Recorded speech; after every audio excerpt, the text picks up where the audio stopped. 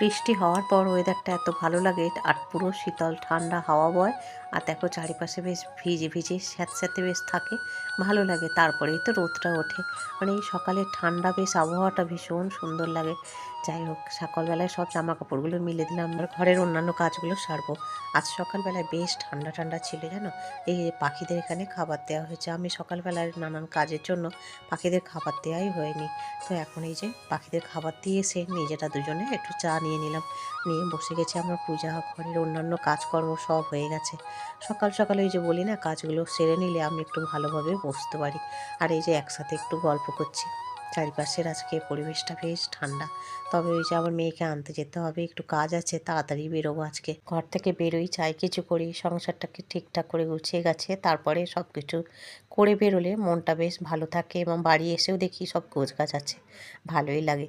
এখানে এখন আমি আনতে চলে গেছিলাম আর এই যে দেখো আমি আর মেয়ে এই যে স্টেশনের নিচে যে রাস্তাটা আছে ওইখান থেকে আসছিলাম আর বর্মশে ওপর থেকে ভিডিও করছিল।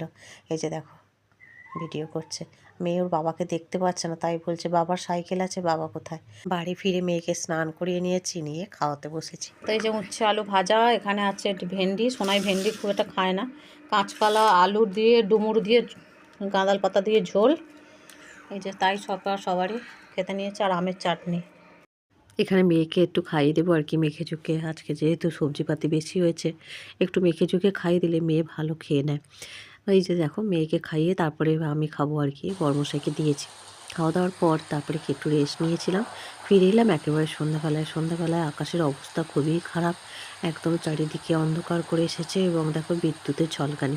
এখন করে প্রায় দিনই এরকম হচ্ছে। যাই হোক, কিছু করার নেই, প্রকৃতির উপরে তো কারোর হাত নেই, সেখানে কারোর কিছুই করার থাকে না।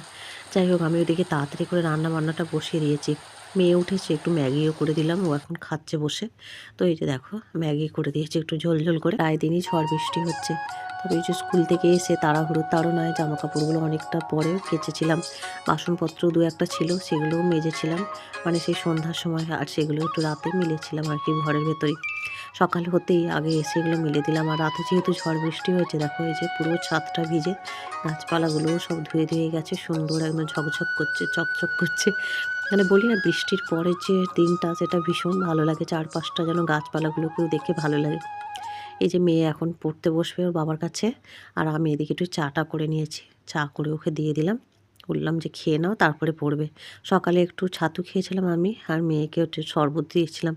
তো এখন এই যে চাটা খেয়ে নিক, মেয়েকে চা করে দিয়ে ওদিকে চটপট ভাত আর আলু আর করলা সেদ্ধ বসিয়ে দিয়েছি, দিয়ে ঘরদোরগুলো পরিষ্কার করছি। আজকের মিনি ব্লগ এই পর্যন্ত, দেখা হবে পরের মিনি